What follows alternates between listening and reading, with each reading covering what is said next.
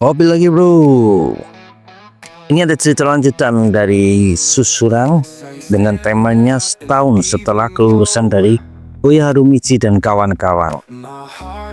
Di mana Susurang dipimpin oleh rombongan anak kelas 2 yaitu Seton dan yang lainnya.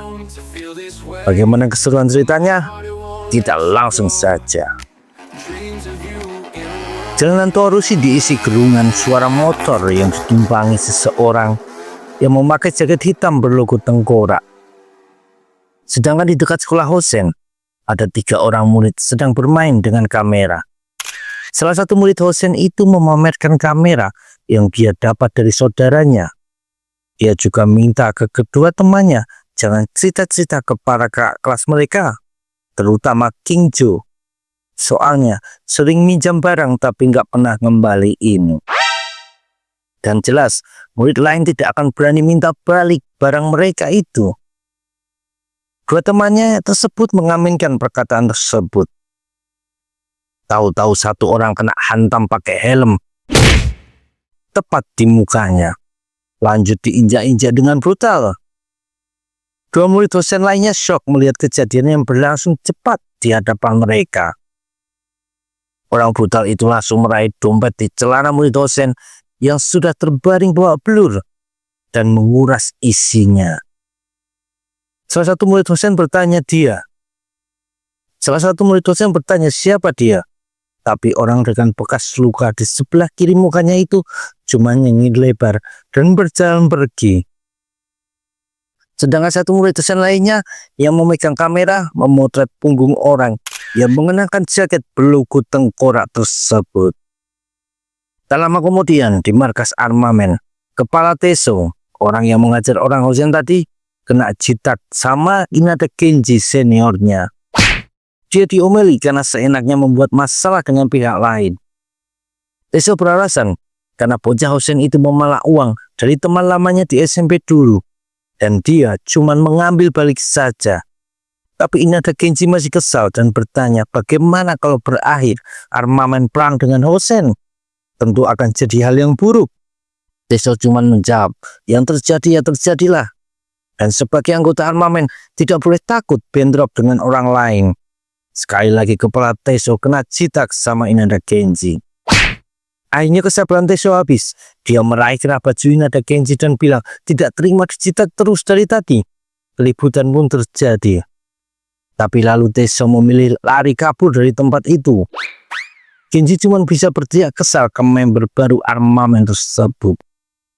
Datang Yanagi Shinji, wakil ketua armamen yang berkata, kalau Teso cuma membela teman lamanya saja dan minta Inada Genji buat tidak terlalu keras. Genji protes kalau Yanagi terlalu lembek. Makanya para junior mereka jadi seenaknya sendiri. Yanagi tidak mengomentari kekesalan Genji dan bilang kalau ada pesan dari Kose akan kembali dari luar kota minggu depan. Inada Genji nanya sebenarnya kenapa Kose pergi ke Osaka. Dan Yanagi bilang kalau ada teman lamanya Kose yang minta bantuan. Selain Kose pernah berhutang budi pada temannya itu, dia juga orang yang selalu siap membantu kalau ada temannya yang butuh bantuan. Inada Genji bilang kalau akan mengobrol dengan Kose mengenai para anak baru yang selalu bikin masalah ini. Dia juga nanya ke Yanagi apa akan membiarkan masalah dengan Hosen. Yanagi cuma senyum dan ngomong kalau King Jo tidak akan bergerak gara-gara masalah kecil seperti itu. Lalu muncul seorang member baru armamen lainnya yang bernama Sota. Dia bilang ke Yanagi kalau baru saja melihat Teso kabur dari markas dan bertanya apa yang dilakukan kali ini. Tak disangka Inada Genji malah menjitak kepala Sota dan ngomong kalau Sota harus terus mengawasi Teso agar tidak kelewatan dalam bertingkah. Ini adalah masa armamen generasi 5 dengan ketua Takeda Kose dan wakil ketua Yanagi Shinji. Dengan beberapa petinggi lainnya seperti Inada Genji, Gemba Hisashi, Kei Yasunori, dan Susukawa Shinosuke, juga Kawachi Kokyoni. Sedangkan tahun ini bertambah anggota baru. Togawa Sota bersama 3 orang lainnya yang salah satunya bernama Kawachi Teso. Dikatakan kalau Teso ini selalu membuat masalah yang bikin kesal para senior mereka. Di pertemuan pertama Sota dan Teso langsung dibuka dengan baku hantam serius. beruntung bisa dipisahkan dan didamaikan. Teso juga pernah mengajar habis-habisan anak kelas 2 Kurotaki, dan sekarang malah mengajar orang Hosen. Benar-benar troublemaker. Terdengar teriakan keras memanggil nama Teso. Dia mengintip sedikit dan keluar dengan lega, mengetahui bukan Inanta Genji yang mencarinya. Sota bilang kalau Genji masih marah dan tidak akan membiarkan Teso kabur begitu saja. Bahkan Sota ngomong kalau dirinya jadi kena jitak juga. Mendengar itu Teso minta maaf ke Sota. Ya kena imbas gara-gara kelakuannya. Tapi Sota ngomong kalau bukan itu yang bikin dia kesal. Melainkan Teso selalu melakukan apapun sendirian. Seperti ribut sama anggota Skeleton, Kurotaki, dan sekarang Hosen. Padahal mereka sudah jadi saudara selungkuh tengkorak. Sota nanya kenapa Teso selalu tidak melibatkan dirinya. Kalau Teso mau mengajar seseorang, dia harus diajar juga dong. Itulah artinya jadi saudara. Jadi Sota minta agar Teso tidak bertindak sendirian lagi. Kawachi Teso terdiam sejenak dan minta maaf lagi. Lalu bilang dia tidak mengerti tentang arti jadi saudara begitu. Aku selalu melakukan apapun sendirian. Jadi tentang urusan brotherhood ini, hal yang baru untukku, kata Kawachi Teso. Lalu dia berpose menyembah Sota. Temannya itu langsung jadi awkward melihat kelakuan random Kawachi Teso. Setelahnya Teso menawarin Sota minuman kaleng. Dia bilang kalau orang Hosen mengambil 8.000 yen dari temannya. Tapi Teso jadi kesal pas melihat di dompet orang Hosen tersebut ada 23.000 yen. Jadi dia mengambil semuanya dan bahkan sudah memakai sebanyak 15.000 yen. Teso dan Sota sama-sama tertawa pas Teso bilang kalau dia membeli baju baru dari uang itu. Sedangkan SMA Susuran, sekolahan para gagak, bagi Armamen selalu jadi tempat yang berisi para lawan berbahaya.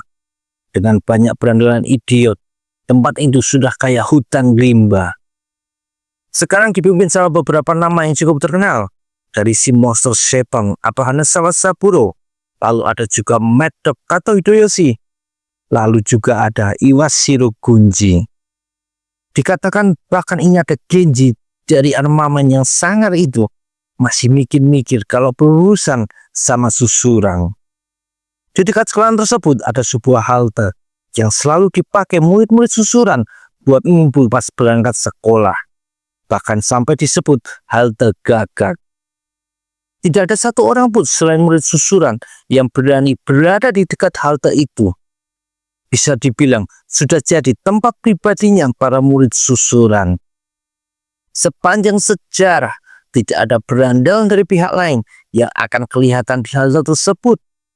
Selain mungkin orang mabuk atau orang yang sudah bosan hidup. Tapi satu orang akan merusak rekor tersebut. Dia akan diingat sebagai satu-satunya orang yang berani sendirian datang ke halte itu dengan muka menantang. Dan itulah Kawachi Teso dari The Front of Armamen. Suatu pagi, rombongan murid-murid Susuran mulai berdatangan di halte gagak. Suara riuh obrolan terdengar bahkan dari jarak jauh. Lalu satu orang menyadari sesuatu yang aneh. Dia menuju ke seberang jalan halte tersebut, di mana ada seseorang berjaket hitam sedang berdiri memandangi mereka dengan muka songong. Segera saja rombongan Susuran jadi ramai dengan teriakan tentang adanya orang Armamen di halte milik mereka ini. Semua orang segera bergegas berlari menghampiri ke seberang jalan. Teso langsung digelubungin banyak orang. Salah satunya bertanya apa Teso punya masalah di kepalanya. Dan apa dia tahu apa yang bisa terjadi kalau ada bocah Armamen berkeliaran di daerah ini. Teso melirik ke arah orang-orang di depannya. Lalu tanpa rasa takut menjawab kalau bukan urusan mereka apa yang dilakukan atau di mana dia ingin berada. Langsung saja punggung Teso dihajar pakai tongkat. Kemudian orang banyak itu menyeret Teso ke toilet umum dan memukulinya tanpa ampun. Dan esok harinya murid-murid Susuran kembali dikejutkan akhirnya Teso di situ lagi dengan muka paha blur. Dan kembali juga dia diseret ke toilet lagi dan kembali juga dihajar habis-habisan. Tapi keesokan harinya Kembali rombongan susunan dikejutkan sama Teso yang laki-laki berdiri di seberang halte gagak itu dengan muka yang lebih babak belur. Bahkan murid-murid susunan itu tidak habis pikir dengan orang armamen ini, seolah benar-benar di luar nalar pikiran mereka. Lalu muncul seseorang yang sampai bikin Teso terkejut. Orang itu maju dan langsung semua orang susunan menunduk respect ke orang tersebut. Salah satu murid susunan menunjuk ke Teso dan ngomong kalau ini sudah hari ketiga si armamen muncul di sini. Dia merasa ada masalah dengan isi kepala Teso. Teso ditanya apa dia tahu siapa yang baru saja datang ke depannya ini. Dan dengan suara pelan, Teso menyebut nama Iwashiro Gunji. Salah satu murid susunan menegur kalau Teso harus menambahkan san dalam memanggil Gunji. Sedangkan Gunji sendiri bertanya siapa nama orang armamen tersebut.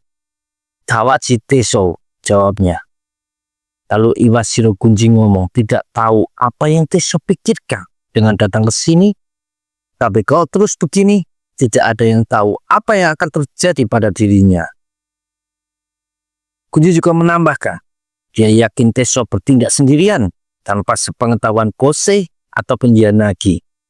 Jadi sedikit nasihat buat Teso, selesaikan urusannya dan pergi dari tempat ini selagi kakinya masih bisa berjalan. Tapi Teso berkata kalau dia punya alasan sendiri dan tidak akan pergi, tidak peduli siapapun yang menyuruh. Mendengar itu terdengar teriakan emosi dari rombongan murid susunan. Sedangkan Gunji berbalas tatapan dengan Teso. Lalu dia berkata dengan tersenyum dan memuji Teso punya nyali. Kemudian dengan suara lantang Gunji berkata, dengarkan kalian semua, aku Iwashiro Gunji mengizinkan orang ini berdiri di sini selama dia mau. Yang artinya tidak ada satu orang pun yang boleh mengganggunya mulai sekarang. Mengerti? Lalu rombongan susunan itu berjalan pergi dan seseorang bertanya ke Gunji apa tidak apa-apa membiarkan si armamen begini. Gunji menjawab, kalau dengan melihat tatapan mata Teso saja, dia tahu kalau orang itu lebih memilih mati daripada disuruh pergi dari situ. Sore harinya di markas armamen, Sota ngomel-ngomel mendengar Teso bertindak gila dengan terus-terusan datang ke halte gagak. Apa kau sedang berusaha bunuh diri? Tanya Sota kesal. Teso menjawab kalau pertanyaan Sota barusan tidak sepenuhnya salah. Dia juga merasa seperti akan mati saat diseret sama para susunan itu. Sota minta penjelasan lebih tentang kelakuan gila temannya itu. Tapi Teso malah menjawab kalau ini urusan pribadi, bukan urusannya Sota ataupun urusan armamen.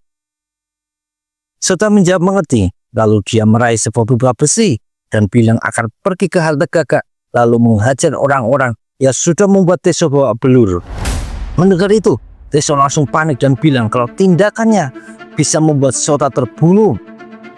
Kalau saudaraku dihajar seseorang, maka itu juga jadi urusan pribadiku. Tidak ada urusannya denganmu, kata Sota. Mendengar itu, Teso tertegun, lalu dia mengalah dan bilang akan cerita alasan dirinya melakukan hal tersebut. Tak lama Sota kaget karena berhubungan dengan Yuki, adik perempuan Teso. Di mana Yuki diganggu dua orang saat sedang pulang dari sekolah. Kalau saja tidak ada seseorang yang meneriaki dari seberang jalan, mungkin akan terjadi lebih parah. Teso bilang kalau Yuki melawan balik dan sempat menggigit tangan salah satu penyerangnya. Dan Yuki juga bilang dua orang itu kelihatannya seperti anak sekolahan. Menurut Teso, karena itu terjadi di sekitar wilayah susunan dan pelakunya adalah murid SMA, sudah jelas pasti berasal dari susunan. Sota paham kalau Teso sedang mencari orang yang terluka tangannya. Sedangkan tangan Teso gemetaran kesal dan bilang kalau adiknya masih kelas 2 SMP dan sekarang jadi ketakutan buat beraktivitas di luar rumah. Teso ngomong tidak akan memaafkan pelakunya. Tahu-tahu ada suara yang bertanya apa yang diceritakan Teso barusan itu benar. Dan kedua bocah armamen itu terkejut melihat ketua mereka, Takeda Kosei, sudah berdiri tak jauh dari tempat mereka. Segera saja, Kosei minta orang-orang armamen mencari informasi. Dan tak lama Yanagi menerima telepon dari Kai yang bilang sudah menemukan informasi yang diminta. Kai bilang beberapa teman SMP Gemba pergi ke susuran.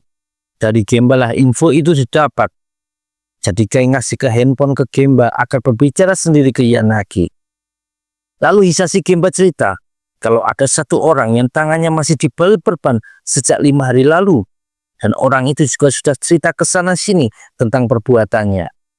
Nama orang itu adalah Takamisawa, dan sudah jelas itu dia dan satu temannya yang melakukan. Cuma ada satu masalah.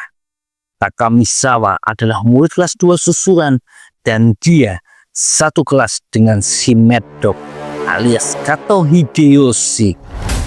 Kalau mereka tidak hati-hati, bisa saja memulai perseteruan dengan Hideyoshi dan Masa. Selesai mendengar itu, Yanagi bilang ke Kose kalau pendapat Gemba benar. Jika sampai membuat Hideyoshi terlibat, tentu urusannya akan jadi tambah ribet. Takeda Kose tersenyum dan bilang, kalau begitu hanya ada satu cara buat menyelesaikannya. Tak lama kemudian, Takeda Kose sudah sampai di gerbang sekolah susuran bersama Kawachi Teso yang mana terlihat gugup dan sedikit takut memasuki sekolahan para gagak itu. Jam 3 sore, Takeda Kose dan Kawachi Teso dari armamen menginjakkan kaki di wilayah utama berandalan susuran. Satu murid berlarian panik di lorong sekolah sambil berteriak kalau ada Takeda Kose dari armamen. Dalam sekejap, Kose dan Teso sudah dikerumunin banyak murid susuran. Mereka meneriaki Takeda yang dianggap menyepelekan susuran. Tapi Yonesaki menyuruh teman-temannya itu buat diam, karena dia dan Takeda akan ngobrol. Lama tak jumpa Yonesaki sampai Takeda. Lalu Yonesaki nanya tentang kabar Takeda Kose yang pergi keluar kota selama lebih dari sebulan. Tapi dijawab sama Kose kalau itu bukan urusan Yonesaki. Kemudian Yonesaki bertanya ada urusan apa ketua armamen datang ke susuran dan apa yang bisa susuran lakukan untuknya. Kose nanya apa Yonesaki bisa memanggilkan Hideyoshi untuk ketemu dengannya. Semua orang berteriak emosi menganggap Kose tidak sopan dengan menyuruh-nyuruh begitu. Tapi Yonesaki kembali bilang ke semua orang agar diam, kali ini dengan suara keras. Lalu dia ngomong ke Kose kalau baik Hideyoshi, Masa, dan Gunji tidak ada yang datang ke sekolah hari ini. Teso menyaut tidak percaya dan Yonesaki menatap tajam bocah armamen itu. Kose menenangkan Teso dan bertanya ke Yonesaki apa bisa dipanggilkan Seton sebagai penggantinya. Yonesaki terdiam menatap ketua armamen itu, lalu menyuruh seseorang buat memanggil Seton yang kemungkinan sedang bobok siang di rooftop. Tapi lama berselang, Seton tak juga kunjung datang. Muka Teso mulai kesal, sedangkan Kose berpikir kalau Seton pasti lama karena sedang memikirkan buat kemunculan dengan cara heboh. Tahu-tahu ada suara Seton memanggil Takeda dan terlihat Seton sedang berdiri di atas pagar tembok tinggi. Kose merasa tebakannya benar. Lalu Seton memutar badan dan salto ke belakang. Sayangnya, dia terpleset dan kepalanya malah terbentur keras. Si monster mengerang kesakitan sambil memegangi bagian belakang kepalanya. Teso menatap Seton dan mengomentari orang ini cuma memakai kaos tipis di udara yang dingin begini. Lalu Seton duduk tegak dan bertanya, apa yang Takeda Kose mau dari dirinya? Kose nanya apa Seton tahu nama Takamisawa? Seorang anak kelas 2 yang tangannya sekarang lagi dibalut perban. Kose juga ngomong kalau dia dan Teso di sini untuk mengeksekusi Takamisawa dan meminta agar dipanggilkan bocah itu. Kembali semua orang jadi emosi, tapi cuma dengan lirikan mata Seton, mereka pun langsung diam. Kemudian Seton nanya ke Kose apa dia harus menyajikan Takamisawa di atas piring perak. Seton nanya apa yang sudah Takamisawa lakukan ke Kose. Tapi ketua armamen itu tidak mau memberitahukan. Seton berdiri dan mendekatkan muka ke arah Kose dan ngomong agar jangan main-main. Jose malah nanya apa Seton tidak kedinginan. Sedangkan Teso yang tidak sabar langsung berteriak kalau Takamisawa dan temannya mengganggu adik perempuan Teso. Jose berteriak agar Teso diam. Tapi Seton sudah mendengar perkataan bocah armamen itu. Dia juga melihat kalau Kawachi Teso itu seperti mati-matian menahan amarah. Seton menyuruh Yonesaki agar membawa Takamisawa ke tempat mereka sekarang. Lalu datang satu orang yang terlihat gugup dan tangan kanannya beneran terbalut perban. Teso langsung berteriak dengan emosi kalau benar orang ini yang mengganggu adik perempuannya. Takamisawa jatuh terduduk dan mencoba membela diri. Seton menyuruh semua orang agar kembali ke kelas masing-masing. Tapi dia ingat tadi Teso menyebut Takamisawa dan satu temannya. Jadi dia nanya siapa teman Takamisawa itu. Seseorang menelan ludah kasar dan bilang kalau dia cuma diajak sama Takamisawa. Tahu-tahu kaki Seton terangkat dan sebuah tendangan keras menghantam muka orang barusan, membuatnya terlempar jauh ke belakang dan terkapar di tanah. Teso terkejut melihat aksi tiba-tiba itu dan juga kekuatan tendangan yang membuat Seton dipanggil monster. Seton lalu mengajak semua orang pergi, meninggalkan Kose dan Teso yang masih terpana kekuatan tendangan Seton barusan. Lalu Teso menengok ke Takamisawa dan langsung mengajarnya di tempat itu. Setelah selesai urusannya, Teso berterima kasih ke Takeda Kose atas bantuannya hari ini. Dia juga berterima kasih karena sudah diizinkan bergabung ke armamen. Tiba-tiba ada yang menegur Teso, seorang murid susulan dengan luka di pipi kiri dan memakai bandana di kepala. Teso berdiri tegak dan kembali dengan muka songongnya. Murid berbandana itu ngomong ke Teso, "Kau Teso kan, anggota baru armamen? Sebaiknya jaga bicaramu. Aku murid kelas 1 susuran dan tidak paham apa yang Pak Tua Seton pikirkan. Kalau itu aku, tidak akan kubiarkan bocah armamen macam-macam di susuran. Cepat atau lambat, aku akan memberimu pelajaran. Sebaiknya kau bersiap-siap." Teso tidak gentar dan menatap tajam ke arah murid tadi yang bernama Kurosawa. "Akan kutunggu." Lalu Kurosawa berjalan pergi meninggalkan Teso. Sedangkan Kose cuma tersenyum dan ngomong kalau sepertinya Teso sudah langsung dapat rival. Kose juga ngasih tahu kalau Kurosawa tidak akan jadi yang terakhir. Karena susuran adalah tempat yang berisi banyak berandalan yang harus diwaspadai. Teso mengeratkan kepalan tangannya dan tertawa. Dia merasa semangatnya terbakar. Inilah Kawachi Teso, orang yang akan memimpin armamen di masa depan. Ribut-ribut gak jelas karena masalah sepele. Mereka panggil kita pengacau, cuma bisa merusak. Teriak-teriak gak jelas tanpa solusi apapun. Let's fight. Tak perlu banyak bicara, mari saling tinju saja. Kami bukan jago